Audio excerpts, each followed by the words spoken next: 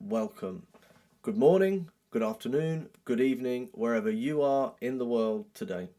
My name's Joseph Hall. For those that don't know, this is Wellbeing-Monitor, and today's presentation we're going to be looking at a humanistic and trauma-informed perspective of the smoke detector analogy, which stems from The Body Keeps the Score, which is Dr. Bessel van der Kolk's transformative book on trauma and how it impacts our thoughts, our feelings, our behaviours, and how we react to the world, perhaps instead of respond to the world, or how we can respond to the world through awareness of understanding how our reactions occur.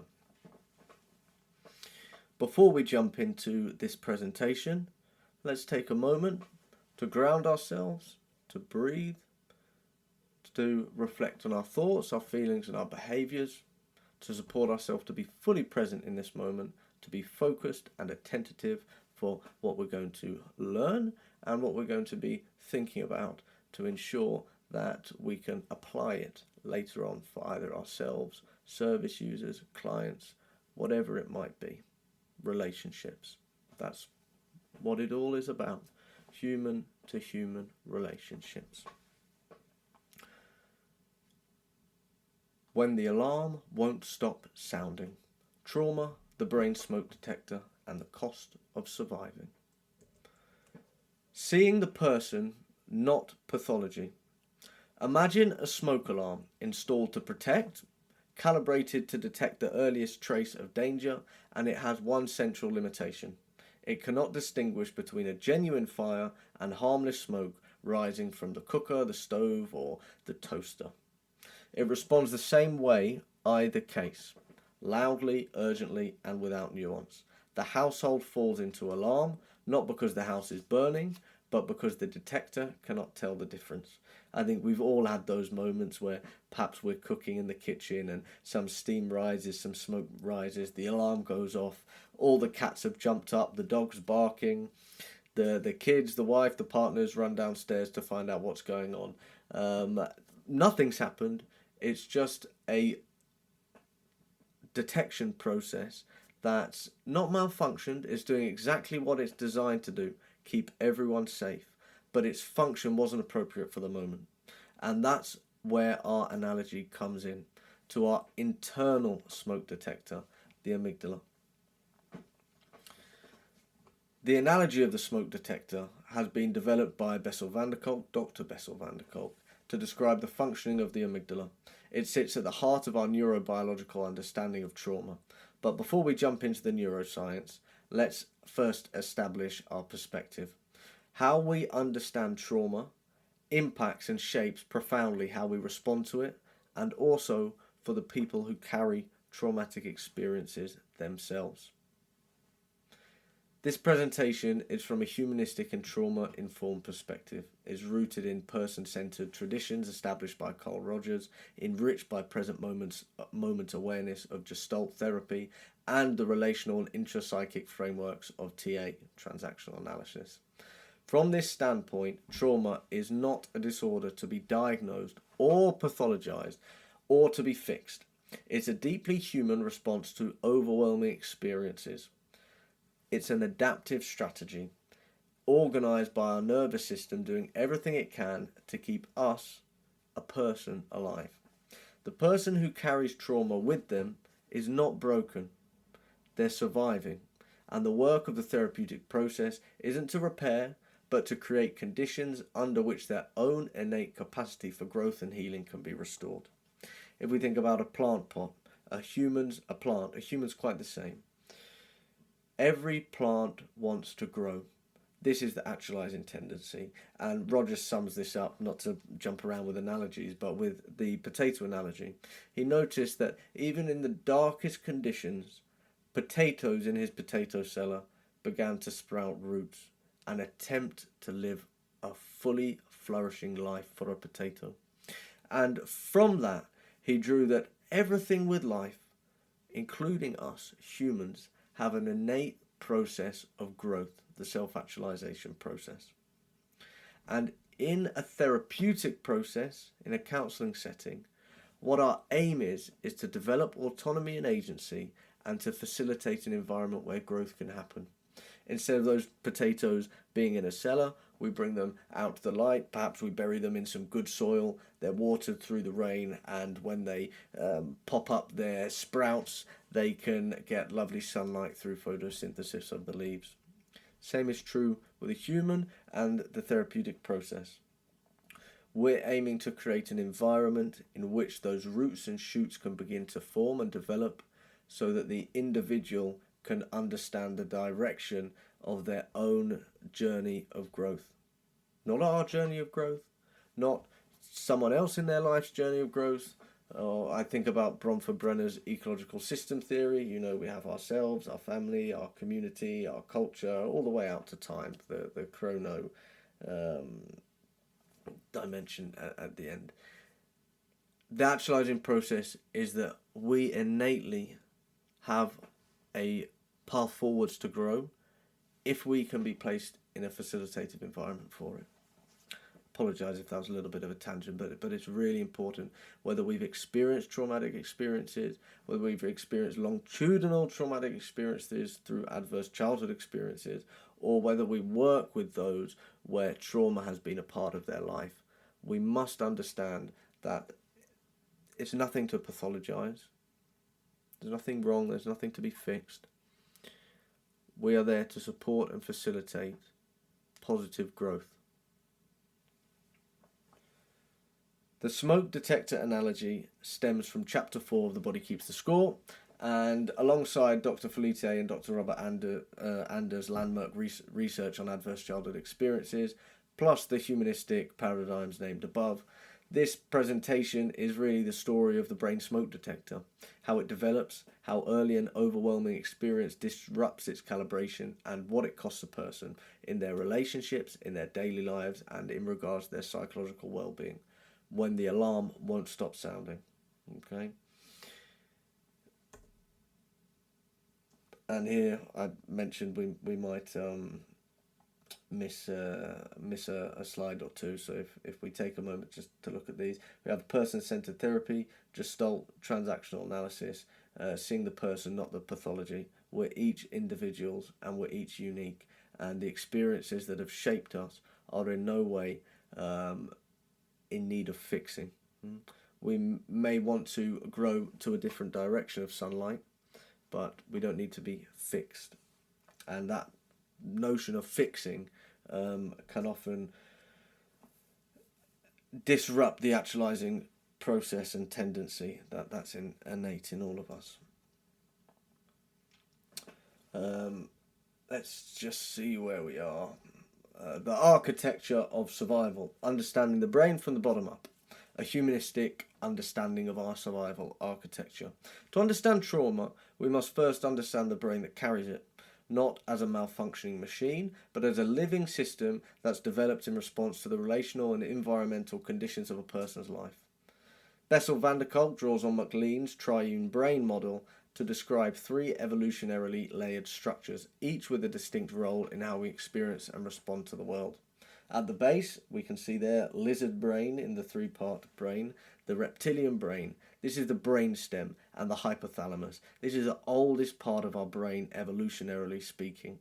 It governs the most fundamental operations of biological survival, the autonomic nervous system, breathing, heart rate, digestion, arousal, and threat response. This is the brain we're born with. It's pre-verbal, pre-relational, entirely automatic in its operation. Its one organizing question is, am I safe enough to survive? Above it sits the limbic system. We can see there the mammal brain, the mammalian brain, and it develops primarily during the first 6 years of life. And it's shaped. It's not the same as the reptilian brain, which was just evolved. It's shaped and it's use dependent. What fires together, wires together. The synapses that fire together, wire together. Associations begin to form. The limbic system is the seat of emotion, memory, and attachment. It includes the amygdala, this is van der Kolk's smoke detector, and the hippocampus, which contextualize present experiences against the archive of the past. Crucially, the limbic system is inherently the relational brain, is organized through our earliest attachments, through faces, voices, and bodies of the people who have cared for us or failed to care for us. This relational dimension places us firmly in the Rogerian paradigm. Rogers proposed that the self-concept of the individual's sense of who they are develops through the relational attachment of childhood. In the presence or absence of unconditional positive regard. Where a child receives warmth, acceptance, and attunement, the self-concept develops in alignment with the organism's authentic experience. Where a child is met with, just make sure the slides are right there. Where the child is met with conditions of worth, love made contingent on behavior, compliance, or emotional suppression, the self-concept begins to fracture from genuine organismic experience. The child learns to be who they need to be to remain connected to those they depend on, and the nervous system simultaneously learns what the world is like, whether it's safe, whether others can be trusted, and whether the smoke alarm needs to stay on. At the top of our brain, this is right here, is the neocortex, particularly the prefrontal cortex, which is responsible for language, for reasoning, for empathy, for planning, and the regulation of emotional responses. This is described as the medial prefrontal cortex, as the watchtower. That's what Bessel van der Kolk describes the medial prefrontal cortex as the watchtower. It's the structure that, when working well, can observe the alarm signals of the amygdala and make a reasoned assessment. Is this genuine danger? Is this an echo of the past? And in humanistic terms, this is the part of the brain most aligned with what Rogers called the fully functioning person, present, flexible, reflective, and capable of trusting the organism's own experience. So let's just break that down for a moment. We have three parts of the brain. Our lizard brain, the oldest, most in evolutionary terms part of the brain, which is our autonomic nervous system. It's our fight and flight, our survival response. Then laid on top of that, we have our mammalian brain. This is our limbic system. This is developed through our environment and is relational. It's our emotions, our memories, our habits, our attachments. And then on top of that, further, okay, so the most recent, in evolutionary terms, part of the brain is our neocortex, specifically our prefrontal cortex, and this is what Bessel van der Kolk's describing as the watchtower. So the watchtower is our thinking, it's our rationale, it's the most human part of ourself. It's not found in the same way in other areas of the animal kingdom, unlike the mammalian brain, the limbic system. Okay, in the limbic system we have our amygdala. The amygdala is the smoke detector that says, I'm not safe, okay, which is all our reptile brain, so they're interconnected, okay. We have our reptilian brain, our mammalian brain, and our human brain, and they're all interconnected. When we feel unsafe, the amygdala fires up, then it can tell us that our body needs to do all the evolutionary processes that kept us alive. When we are in a responsive and inside of our window of tolerance, we can use our human thinking, our reason, to decide, is that toast burning, setting off the smoke alarm, or is there a fire? When we're outside of our window of tolerance and the smoke alarm goes off and we can't use our rationale to distinguish between a real fire and burnt toast, that's when our fight and flight survival mode kicks in to ensure that we're safe. And this is what we'll move on to discuss. So perhaps I should have left that for a little bit later. The critical insight here is that, which resonates deeply with me and with humanistic theory itself, is that this architecture is not fixed at birth. It's shaped by experience, by relationships, and by what the environment has taught the nervous system about the nature of the world. Part 2. Adverse childhood experiences and the roots of a sensitized alarm. Understanding why the smoke detector goes on overdrive requires us not to look at only the moment of trauma, but at the conditions in which the nervous system developed. The landmark research of Dr. Felice et al., the Adverse Childhood Experiences ACEs study, conducted with over 17,000 participants, demonstrated a powerful dose-dependent relationship between the number of adverse experiences in childhood and the likelihood of a wide range of physical and psychological difficulties experienced in adulthood. Adverse childhood experiences, as defined by Felitte, include physical, emotional abuse, emotional and physical neglect, household dysfunction such as domestic violence, parental substance misuses, parental mental illness, parental incarceration, and family separation. The study found that these experiences are far more common than widely acknowledged. Nearly 2/3 of participants reported at least one adverse childhood experience, and that their cumulative impact on health, behaviour, and relational functioning is profound and enduring. From the humanistic perspective, the significance of the ACEs research is not simply epidemiological, it is epidemiological. It is a confirmation of what Rogers, Pearls, and Byrne each understood in their own frameworks, that who we become is shaped fundamentally by the relational environments of our early lives. ACEs do not simply cause psychological symptoms, they teach the developing nervous system, and through it the developing self, lessons about safety, worth, and human relationships that can persist for a lifetime. Byrne's concept of life script is particularly resonant here. Formed in childhood through repeated experiences on how the world responds to us, the life script becomes the unconscious narrative through which we interpret our present experience.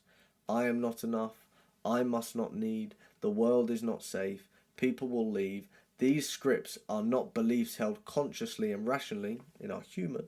They are encoded in the body, the nervous system, and the relational reflexes that fire long before conscious thought intervenes. That's that mammalian brain.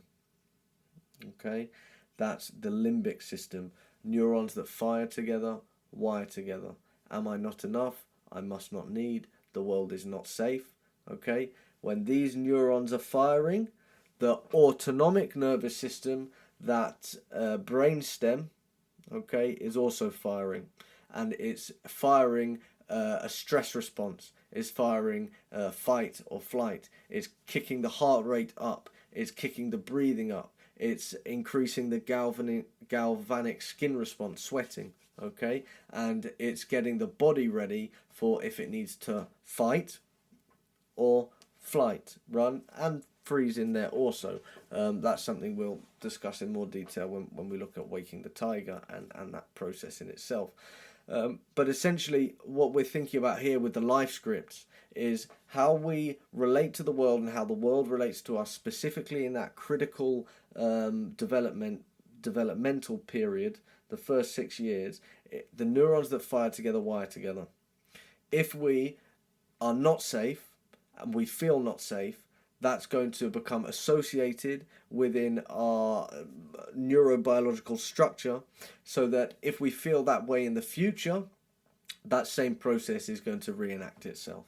Okay, and that's going to impact our mental health resilience and our window of tolerance moving forwards in life. Not that it's fixed, but that and in fact a rewiring neurons that fire together wire together is something that Dr. Bessel van der Kolk explores within The Body Keeps the Score. But today we're going to stay focused on chapter 4, and I'll stop going on tangents. Bessel van der Kolk describes the neurobiological correlate of this process, the limbic system, shaped by repeated experiences of threat or neglect, develops a hair trigger smoke detector.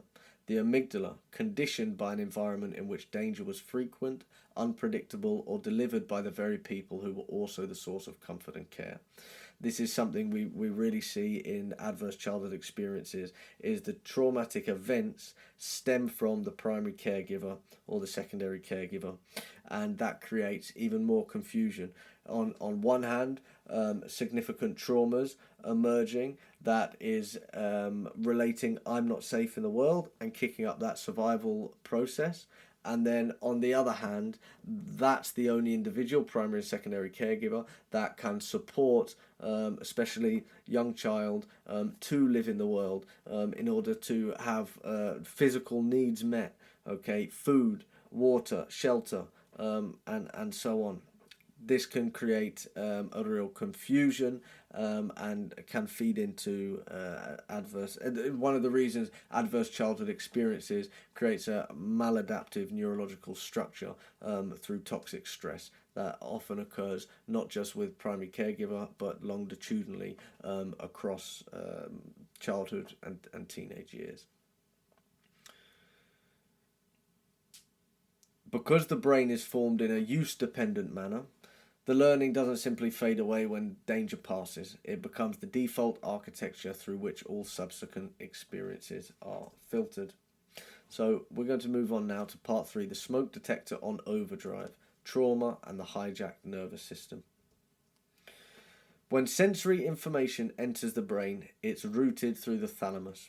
This is what Bessel van der Kolk describes as the brain's cook, integrating sight, sound, smell and touch into a coherent present moment experience. From the thalamus, information travels along 2 pathways. Leduc's 1996 states the low road travelling rapidly and directly to the amygdala before conscious awareness is possible, and the high road travelling via the hippocampus and the prefrontal cortex for a more nuanced contextual interpretation. So if we have a look at the slide here, we've got the low road, which is fast, sensory input, thalamus, amygdala. This takes milliseconds. It bypasses conscious thought entirely. Okay, it doesn't use that human part of the brain, that prefrontal cortex. It's straight from amygdala to brainstem.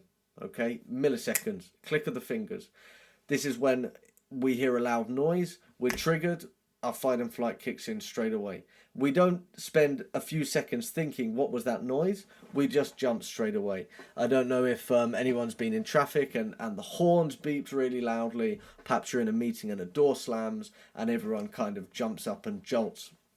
That's taking the low road. Sensory input, noise, thalamus to amygdala, fight and flight kicks in. There's no conscious thought around it. Okay, and this is what occurs when we're triggered. Okay.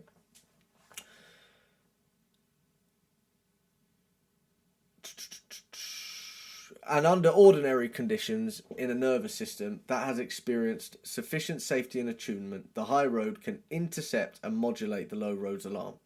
The watchtower can assess the smoke, determine it's not a fire, and settle the system down. This is the neurobiological expression of what Rogers describes as the fully functioning person, open to experience, present in the moment, trusting the organism's own signal while holding with flexibility and awareness. However, so ideally a noise happens, we think of that in the car. Perhaps there's a noise occurs, and this is really the crux here. When trauma, and if we look at the slides, when trauma disrupts the balance, the smoke detector fires as if the past were present. The watchtower cannot intercept, and the high road goes offline. The body responds to an emergency that belongs in history. So let's say that door slams. Everyone in the meeting's kind of jolted. That low road has kicked in. The high road, I'm not. I suppose I'm not liking that analogy, but of the door slamming. But essentially, when the thalamus goes to the hippocampus and the prefrontal cortex, we can use that human part of our understanding to say that the door's just knocked. We can calm our survival response, kind of deactivates, and we can go back to the work at hand, being present and focused. For individuals who have experienced trauma during their lives, that process is more difficult to deactivate.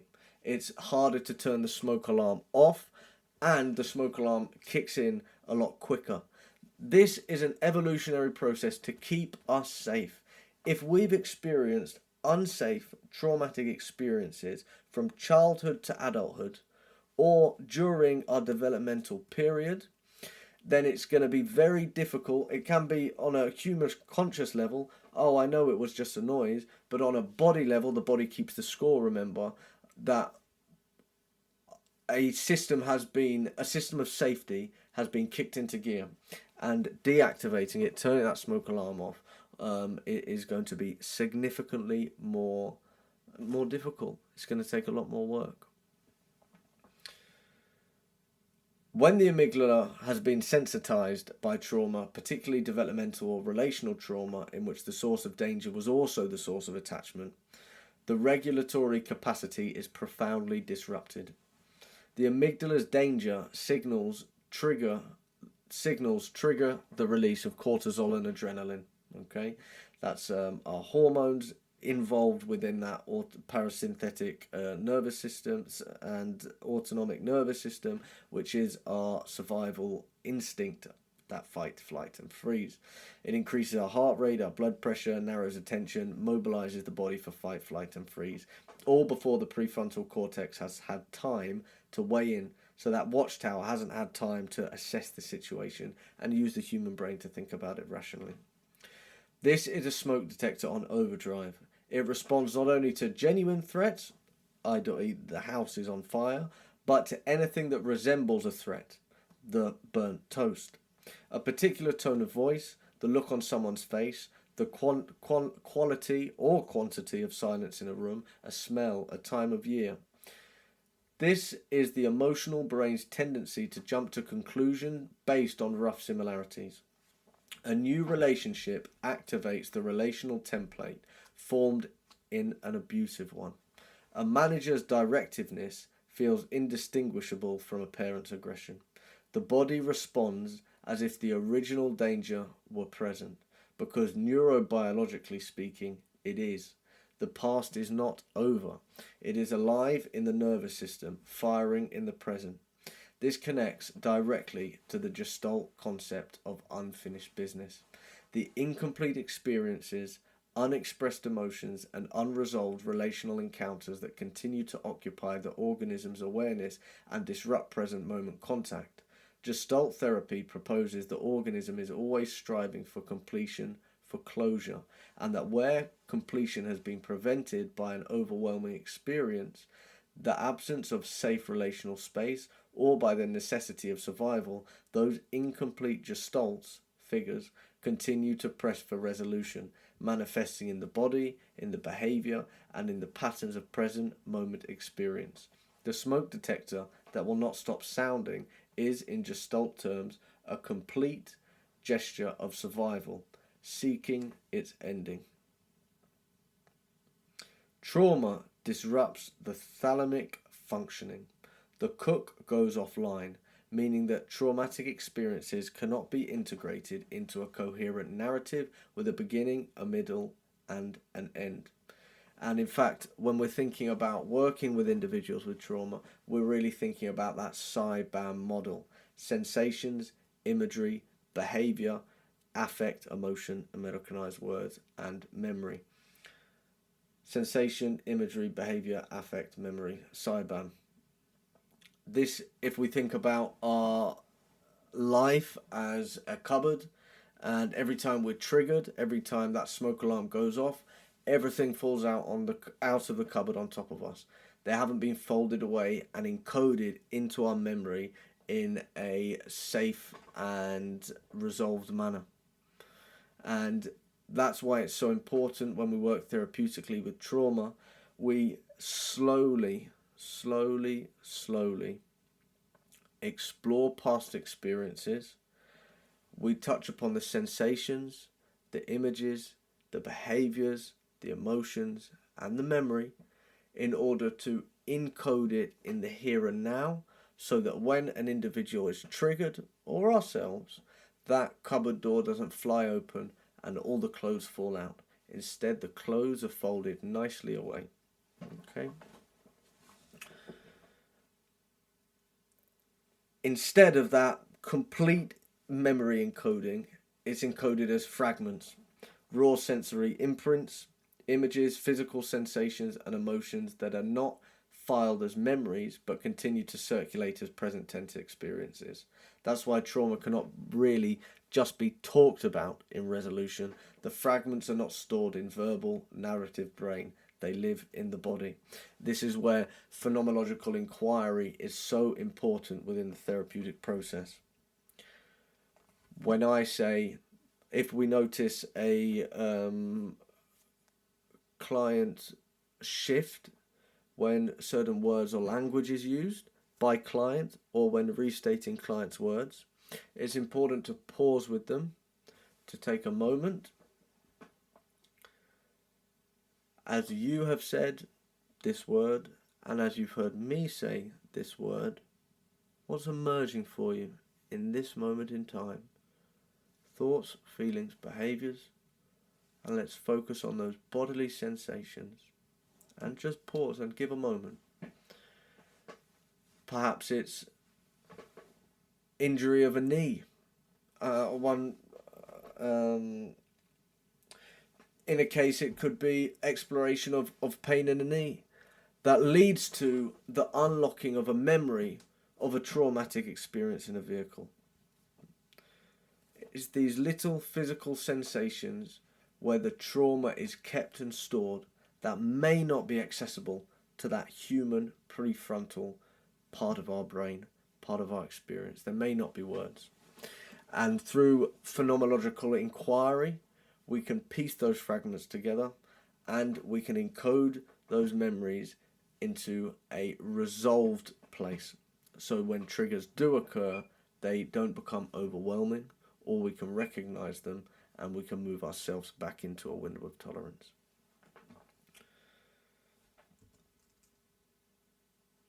I apologise, I missed the slide here. I may do this as I go along.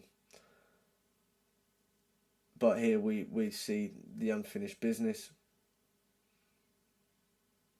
where our experiences have not been encoded. The Gestalt figure re-emerging ensures that the smoke detector doesn't stop sounding, and that these fragments of trauma are stored in the body and not always the prefrontal cortex, the rationale, the narrative brain. The cost of survival: relationships, behaviours, and the erosion of the self. When the smoke detector cannot be turned off, the costs are borne across every dimension of human experience. The person organises their life around the management of an alarm that never quite quietens, and in doing so gradually loses access to spontaneity, presence, and connection that make life feel like living. Relationships. Healthy relationships depend upon the capacity to accurately read the emotional intentions of others, to feel the difference between closeness and intrusion, disappointment and rejection, care and control. Even slight misreadings can produce painful relational ruptures, and when the amygdala is chronically hyperactivated, such misreadings become frequent and often unconscious. From a Rogerian perspective, this represents a profound disruption to the capacity for genuine contact. This is what's described as congruence. The alignment between a person's inner experience and their outward expression, their actual self and their ideal self. As they merge into each other, congruence and psychological comfort is found. This is a necessary condition for the therapeutic relationship, and by extension for authentic human connection. In the traumatized nervous system, congruence is systematically undermined. The person cannot trust their own perceptions because their own perceptions are shaped by a smoke detector calibrated to a past environment. They may feel threatened when they're safe or numb when they're loved. The self-concept, fractured, as Rogers described it, by earlier conditions of worth, now contends with a nervous system that reinforces its most defensive conclusions about the world. I.E. It's not safe. Ego states, when we think about TA, the parent, the adult and the child, offers a complementary lens here.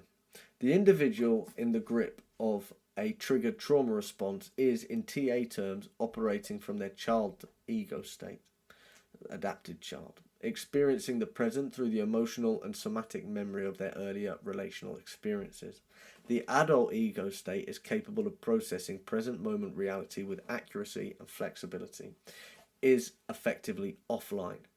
The transactions the person initiates and receives are being mediated not by who they are now, but who they had to be then. In other terms, when we're thinking about the parent-adult-child model, when we have a trauma response being triggered, we're unable to be in that adult state, that human brain, that prefrontal cortex, firing. And instead, we're inside of our adapted child, the mannerisms and the ways we kept ourselves safe, who we had to be then, not who we are today. Okay. Within van der Kolk's work, attention is also drawn to the role of mirror neurons. These are specialized cortical cells which have first been identified by Rizzolatti et al. In 1996, and that fire both when we perform an action and when we observe another person performing it, forming a neurological basis of empathy, attunement, and interpersonal synchronicity. For trauma survivors, this exquisite sensitivity to the emotional state of others can be a source of chronic deregulation. Another person's unpredictability, their anger or distress, activates the survivor's own threat system, which generates a full alarm response in what might have otherwise been an ordinary social interaction.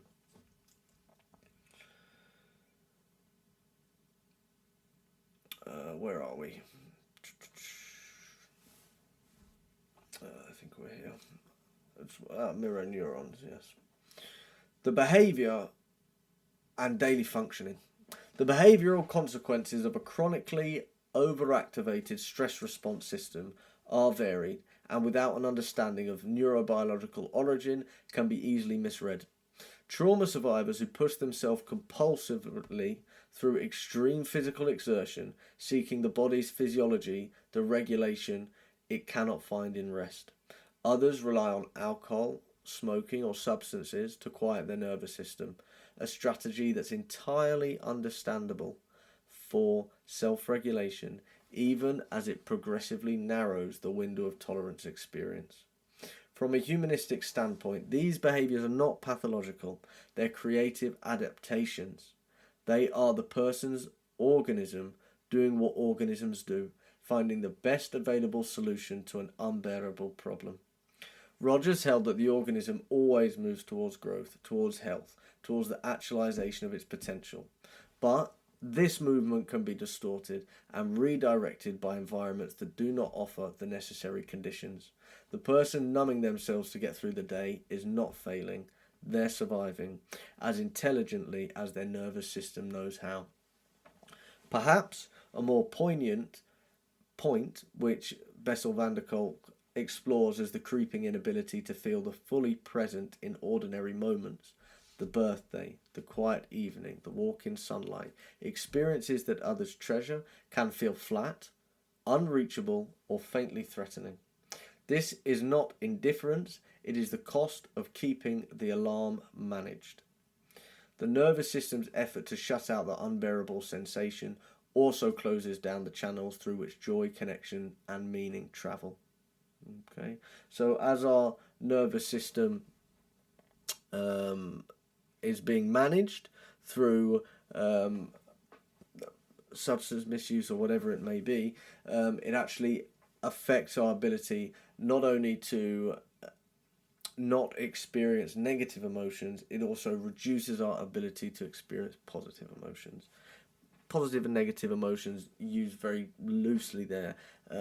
Every emotional state is neutral, although within the world that we live in, hyper-aggression can be seen as a negative emotion, hyper-sadness could be seen as a negative emotion.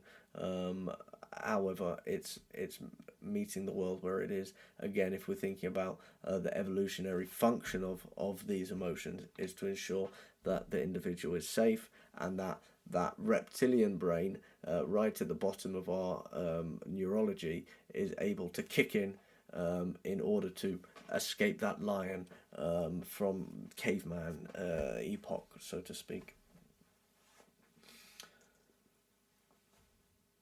Shame is a dominant emotional experience regarding unresolved trauma.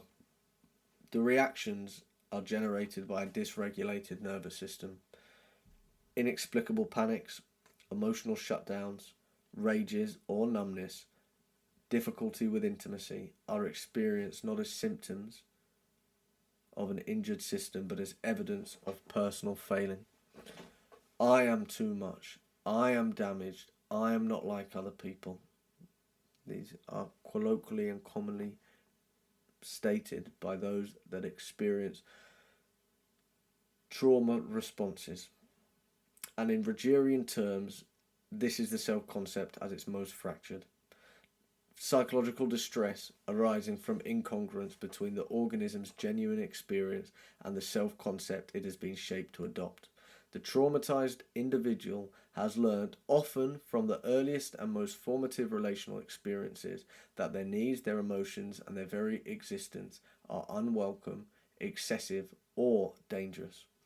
The ACE research demonstrates empirically what Rogers and his colleagues understood clinically, that the quality of our earliest relational environments reaches forward across decades, shaping the self we come to inhabit and the world we come to expect. 2 responses, 1 event.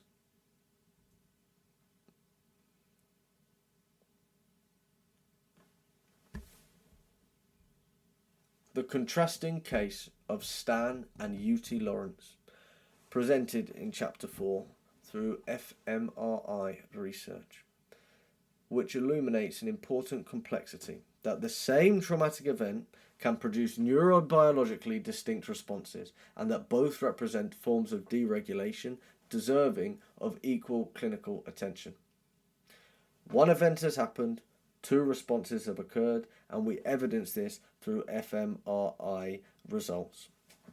Stan's response was one of hyperactivation, and just before we jump in, this is where it's really important we think about the window of tolerance, and we think about, for those that don't know, quick recap, the window of tolerance is when we're in that adult state in TA terms, that human brain is fully available for us, and we're able to relate with the world, relate with others, and stay regulated, emotionally, behaviorally, cognitively, socially, whatever it may be. When stressors occur and push us to our limits, colloquially speaking, we move outside of that window of tolerance, okay? Which means we are unable to regulate, we become deregulated, we talk quite quickly like I'm doing now, we may become flustered, snappy. This is the more common thought around a trauma response, and that's a hyper-activated response. But what the cases of Stan and Ute Lawrence show is that a trauma response can also present itself as a hypo-activation. And that's when, instead of that shortness, that snappiness, anger, the activation of the autonomic nervous system kicking in that fight and flight, it can also be hypo-activated, which would be a numbness, an emptiness, a nothingness. And we're going to have a little look at that now, but it's really important if we're working with individuals with traumas within a clinical or therapeutic setting, when we're thinking about Herman's triphasic model, that we need to be safety and stabilization before we move on to any processing. That safety and stabilization, we need to identify whether the individual is within their window of tolerance. We can easily identify if an individual moves out of their window of tolerance when they become hyperactivated, faster talking, fidgeting around, easily distracted, fast breathing, sharper tone of voice, loudness, and so forth. It's equally as important to understand for that safety and stabilization feature of Herman's triphasic model when we engage with traumatic work within a counselling setting, that we understand that hypo activation in the window of tolerance is also something that occurs. And if we're thinking about context and clusters. If the individuals we've worked with, we know talks at a certain pace, and then there's and it's difficult in counselling because we utilise the silence and we utilise the pause to let individuals resonate with what's coming up for them in this moment, for the healing process. But it's, I suppose, without going off too much and on too much of a tangent, the window of tolerance is important. Stan and Ute Lawrence, within trauma work in therapeutic settings, Stan and Ute Lawrence show that there's two processes that one stimulus can produce two different processes, one of a hyperactivation, one of a hypoactivation. And before we engage in any traumatic work within the therapeutic setting, we must assess if the individual is in that safety and stabilization position before we move forwards. If they are, we can continue with our interventions, and if not, we can continue with our grounding procedure, or ensuring that the individual is within that window of tolerance. We don't want to cause further distress, and we definitely don't want to re-traumatize by revisiting experiences when individuals are not within that window of tolerance. Really important.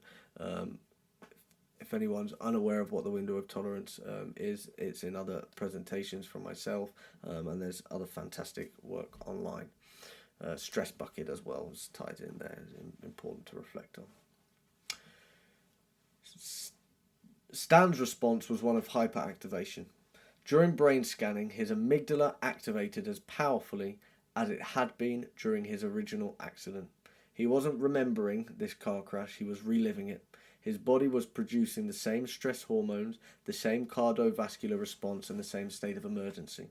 The smoke detector was sounding at full volume, making no distinction between past and present. Ute's response was the opposite. Nearly every region of his, and in fact, if we look at Stan here, we can see the prefrontal cortex activated, the amygdala is really dark down there, and the thalamus is light there. Okay, so both Stan and Ute were in an 87 car pile-up in a dense fog on a Canadian highway, and both engaged in healing processes for themselves, but also therapeutic healing processes.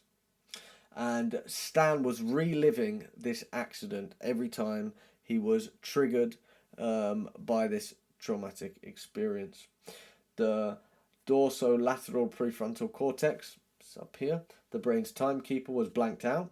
Okay, so we can see that it's empty there, the white shading on the fMRI. And without it, there's no then and now. Okay, the brain is not understanding that they're in the here and now, they're in the there and then. Okay, and the crash is endlessly present. So when a loud bang occurs for Stan, that dorsolateral prefrontex, that timekeeper that grounds us into reality in the here and now, switched off, deactivated. Okay, which means the reliving of it is ever more present.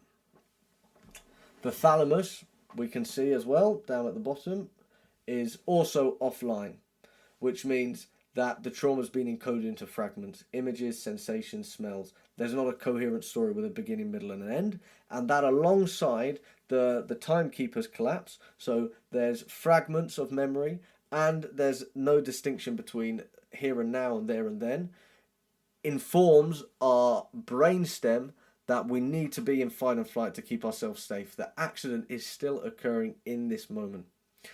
This is the smoke alarm originally going off for the fire, is the car crash, needed, necessary to keep us alive and safe. The loud noise occurring in the office is the burnt toast. And this is why the amygdala in the smoke detector analogy is so powerful. It's important that the smoke alarm goes off. It's important that the fight and flight system kicks in. But when traumatic experiences occur, it becomes uncalibrated. It's not calibrated for the here and now. It was calibrated, neurons that fire together, wire together, for the moment of unsafety. The amygdala made no distinction. Past or present to the amygdala, no difference. This is what Bessel van der Kolk means by the body keeps the score. It's outside of that prefrontal human brain. Okay. Well, the prefrontal cortex is fired up in this fMRI. We can see up here. But the encoding of the experience is not coherent, and that rationale can't kick in quite the same way. And in fact, if we see at that prefrontal cortex, there are blank spaces there. The alarm making no distinction is whether it's a real fire or burnt toast. The same car crash, the same pile up, Ute, and we can see Ute's fMRI here on the left. Ute's brain went silent. She felt nothing and her mind went blank, literally blank, and we can see here, this is called disassociation, blanking out, and it's in response to being reminded of past traumas. In Ute's case, every area of the brain had decreased activation, which means there was no thinking, focusing, or orientation. Okay, this is the hypoactivation. If we go back, this is hyperactivation. Everything's activated there. Look at the amygdala, so strong. That's the limbic system kicking in, feeling a lot, he's thinking a lot. His body's doing a lot, okay, physiologically, in terms of his autonomic nervous system. When we compare it to Ute, this is the hypoactivation, disassociation, silence of neurological activity. And we see down here, Siegel 1999, the window of tolerance. Okay, both are representing the nervous system's attempt to cope with an experience that exceeded its capacity for integration. The neurological process could not cope with, integrate into the reality of the pile-up, the car crash, the road traffic collision. And down here, Stan hyper-aroused, Ute hypo-aroused, hyperactivated, hypoactivated. Ute's response was the opposite to Stan's. Every region of the brain showed marked decreased activity. Her heart rate and blood pressure didn't elevate. Okay, so the brain stem, the reptilian brain, has not even been kicked into gear, fight, flight, or freeze. It's just a numbness, a silence. She felt nothing. This is depersonalization, a disassociative shutdown in which the self effectively disappears from experience. Her brain had learned this response in childhood as a protection against her mother's cruelty. When the world became unbearable, Ute made herself absent. Decades later, trapped in a burning car, her nervous system automatically deployed the same strategy. Okay, neurons that fire together, wire together. Ute's development in childhood had led to a process of depersonalization occurring to ensure that Ute was safe from cruelty of primary caregiver. If I'm not here, it's not happening, I'm safe. This produces the hypoactivation, the hypo-arousal within the window of tolerance. The window of tolerance is a useful integrative framework here. Both Stan and Ute were operating outside of this window. Stan was in the hyper-aroused, hyperactivated zone above it. Ute in the hypo-aroused, hypoactivated zone below it.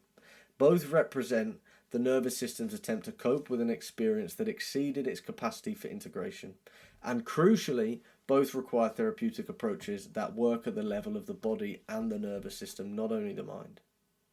A principle central to both van der Kolk's trauma-informed practice and to the somatic awareness that lies at the heart of Gestalt therapy. Phenomenological inquiry, okay, is a key pillar of Gestalt psychotherapy and counselling. We must learn to listen to our body,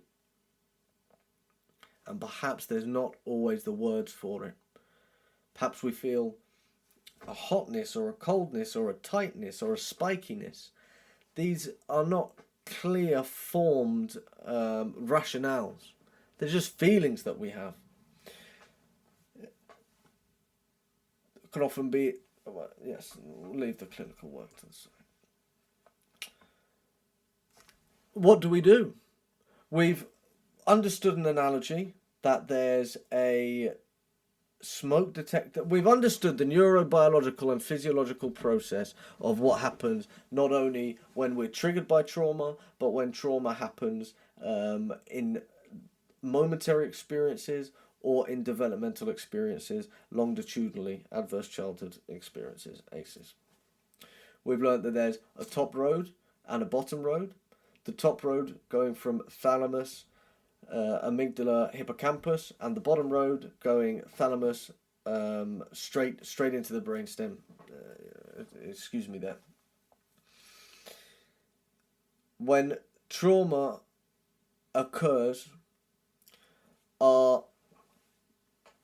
that top road is difficult to is not processed across the top road. Okay, it's difficult to access, as we saw if we go back to we've got Stan here, dorsolateral prefrontal cortex, and we've got Ute there, complete depersonalization and no experience. So how are we going to move forward? Well, we understand that triggers can occur when there's a lack of understanding of the here and now, because the body has been triggered and activated and kicked into gear. We know that we need to be reflecting on the window of tolerance. We know we need to be reflecting on the CYBAM. We know we need to be reflecting on Herman's triphasic model. When we understand the neurology of what occurs when we're triggered, we can see that there's a hypo activation and a hyper activation. Hypoarousal, hyperarousal. We need to ensure that we're within the window of tolerance when we're working therapeutically, to ensure we don't re-traumatize and to ensure that we can process. Okay, so we need to think about the recalibrating of the alarm, and this is a humanistic and trauma-informed approach to recovery. The problem of trauma is, at its core, we have a uncalibrated, decalibrated, or recalibrated smoke detector that can't stop sounding. The individual that experiences trauma is constantly triggered and being pulled back to that place where they were when the traumatic experience occurred, especially when we're thinking about big T traumas. A nervous system locked in the past, but in the here and now, in the present, the individuals in the here and now, in the present, the nervous system's in the past, locked in the past.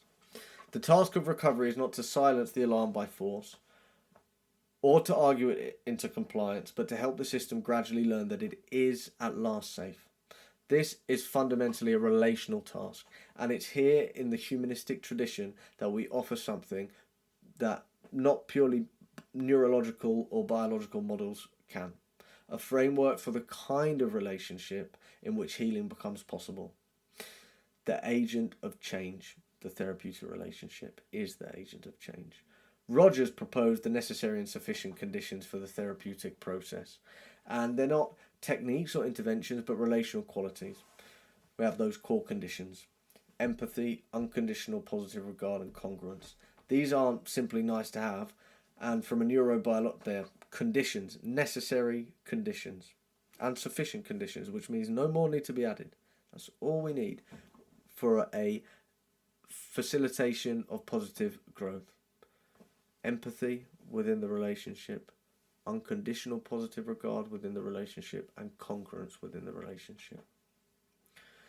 From a neurobiological perspective, they map onto precisely the conditions required for dysregulated nervous systems to soften their defenses. This is the recalibration of the smoke alarm for the here and now. The nervous system learns safety through experience, not through insight. No amount of understanding. Let's make sure we're on the right way. We'll just keep it there for a moment. In fact, I think we are there. No. My apologies. The nervous system learns safety through experience, not through insight. No amount of understanding by itself will turn off the smoke detector. What changes the nervous system is repeated encounters with a felt sense of safety. In the body, in the present moment, in the relationship with another person who is steady, genuine, and consistently welcoming of whatever the client brings. This is the neurobiological case for unconditional positive regard. When the organism experiences, perhaps for the first time, that it will not be abandoned, judged, or required to be other than it is, the alarm begins slowly, tentatively to calibrate downwards. Hermin developed the triphasic model in her foundational work on trauma and recovery, identifies safety as the first and non-negotiable stage of trauma treatment. That's that safety and stabilization. A principle fully consistent with both Rogers and Bessel van der Kolk, Dr. Bessel van der Kolk. Before any processing of traumatic memories can take place, a person must have access to the felt experience of safety in the therapeutic space, in the relationship, and increasingly in their own body. Working with the body, Gestalt and bottom-up regulation. Bessel van der Kolk identifies two primary pathways for nervous system regulation: top-down and bottom-up. Top-down regulation, as we can see on the left, and bottom-up regulation, as we can see on the right. Top-down regulation involves strengthening the prefrontal cortex's capacity to monitor and modulate the amygdala. Developing through practices such as mindfulness and yoga, Pilates, physical exercise, the ability, and yoga is important without going too much on a tangent, that it's we have the vagus nerve that goes from the bottom of our spine essentially to our brain, and it covers all our major organs. And when we exercise, running or lifting weights or whatever it may be, we're not recalibrating that vagus nerve that goes throughout our whole system. It's a whole nother piece of work, and we're getting pushed for time here. But and in fact, I'll perhaps mark it down. Vagus nerve plus yoga, and we'll come back to that. Essentially, we're developing the ability to observe the alarm without being overwhelmed by it. But here it's clear that for many trauma survivors, top-down work alone is insufficient. When the smoke detector is activated beyond a certain threshold, the rational brain goes offline entirely. Insight cannot reach where the body is frozen. Bottom-up regulation is working with breath, with movement, with rhythm, and with somatic awareness. This is also found in yoga. There's breath work in yoga. This is the territory of Gestalt therapy.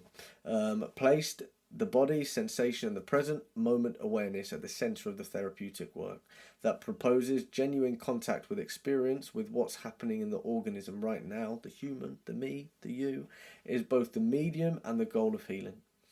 The Gestalt principle of awareness maps closely onto what Bessel van der Kolk describes as the capacity to notice internal sensations and to name them. The first step, he argues in the beginning, is to regain mastery over the body's responses. The Gestalt tradition describes body process work as the means by which incomplete experiences can finally be brought to completion. The unfinished Gestalt figures of survival given the space to move through the body and resolve. This is not, in humanistic terms, about reliving or re-traumatizing. It's about creating the conditions under which me and you, the organism, can complete what it could not complete when it was overwhelmed. The movement towards safety that was blocked, the cry that was never heard, the boundary that was never permitted. Where are we? Oh, we're near the end. We'll save that for a moment.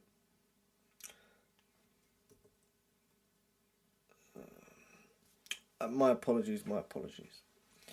Grounding the present moment and the restoration of time. Bessel van der Kolk emphasised that revisiting the past in therapy must always be done while the person remains biologically rooted in the present.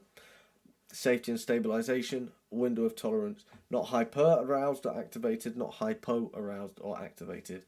In the here and now, in the present, not the there and then, with safety and stabilisation. Okay? The timekeeper of the brain, that dorsolateral prefrontal cortex, which situates experience in temporal context, must be online for the past to be experienced as the past. Therapeutic work that pulls the person entirely back into the traumatic experience without this grounding risks re-traumatization rather than resolution. And it's really important if we're working with individuals with trauma that we're aware that we utilize clinical supervision effectively and that we always focus on that safety and stabilization, and we have an understanding of what the client finds grounding. Okay, we have our ability to ground, okay, feet flat on the floor, feeling the chair, propping us up, name, date, time, it's the 19th of May, okay, it's 6 p.m, okay, that places us in a time, the year 2026, okay, it brings the individual back into the here and now. And with that, if there's positive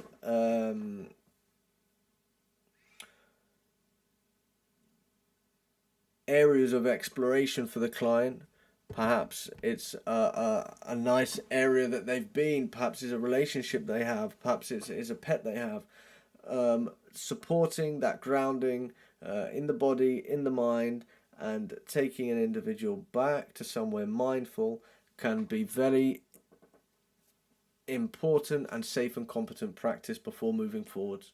It's unethical to risk re-traumatization, and if we're unsure if an individual is in the here and now, we cannot move forward with any trauma focused work as a trauma informed practitioner. Okay.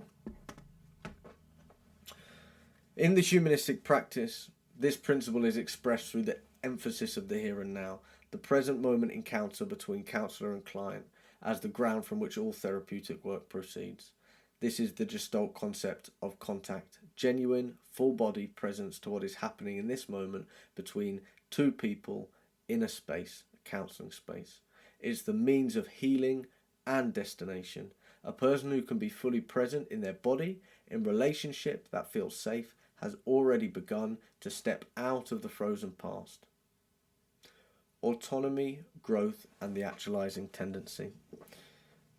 Underpinning trauma-informed practice is that the person is not the problem. The person is not disordered, deficient, or in need of fixing.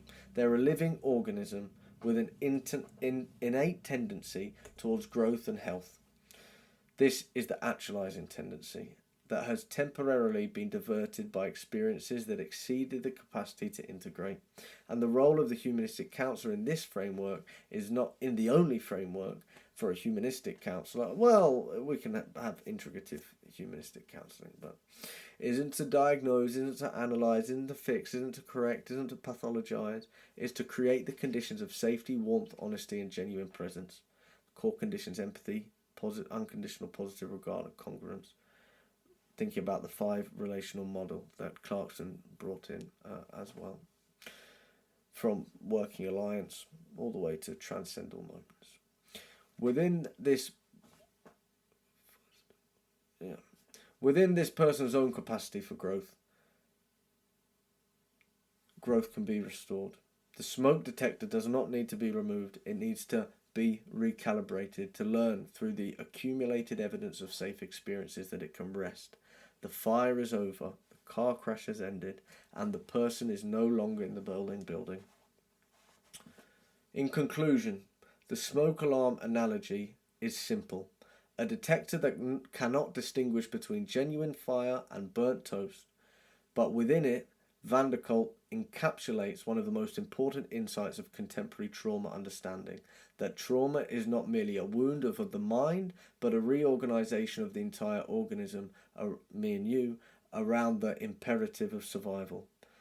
The ACEs research of Dr. Felice and Dr. Robert Ander remind us that this reorganization rarely begins at the moment of a single catastrophic event, and it's often the accumulated consequence of relational environments in childhood, in family, in the earliest and most formative human encounters that taught the developing nervous system lessons about safety, worth, and belonging that it's carried ever since. A humanistic and trauma-informed perspective holds all of this without pathologizing. The person who cannot turn the alarm off is not broken.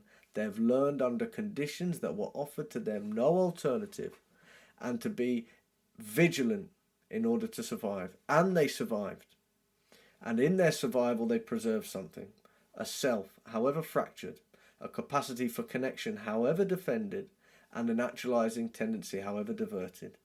And that counselling at its best can help individuals find their way back, recalibrate that smoke detector. Rogers wrote that the human, me, you, the organism, given the right conditions, will find its own direction towards health. Dr. Bessel van der Kolk has shown us in the language of neuroscience that those conditions need to include safety in the body, safety in the relationship, and the slow, patient work of helping a nervous system learn that the past is at least the past. And the alarm does not need to be silenced. It needs to be met with the one thing that can genuinely recalibrate it. A lived, felt, repeated experience of being safe. We have some references here. A longer session today. I hope everyone enjoyed the presentation and took away from it something that could inform your own clinical practice or reflections in your own life.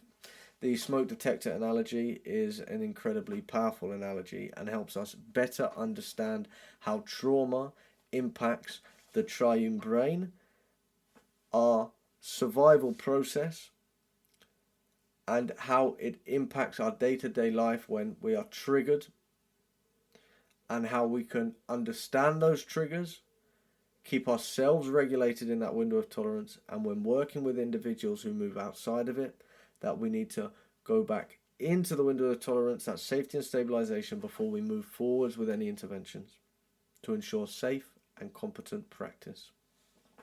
Please, I would love to hear from you what you took away from today's presentation, maybe the one thing that caught your mind, or one thing you felt as we went along.